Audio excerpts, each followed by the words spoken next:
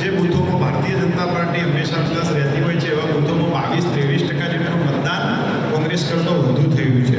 એટલે તમારા સૌ કાર્યકર્તાઓની મહેનત થકી થયું છે.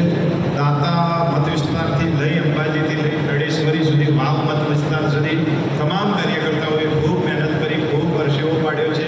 એ તબક્કે આપ સૌનો ખૂબ ખૂબ આભાર માનીએ છીએ. ફરીથી તમને કહું છું કે રેખાબેન સ્વતંત્ર રીતે હું કામ કરશે, પરંતુ મારી પણ કંઈ જરૂર હોય કાર્યાલયમાં હું બેઠો છું તો તમને મળી શકીશું.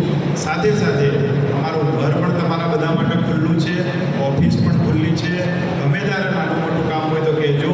અને આ વિસ્તારની દેશાજી સાહેબ ખૂબ સારી રીતે કામ કરી રહ્યા છે.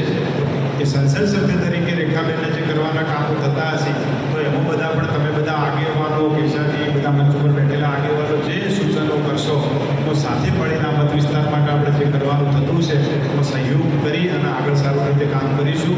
આપે સ્વાગત કર્યું.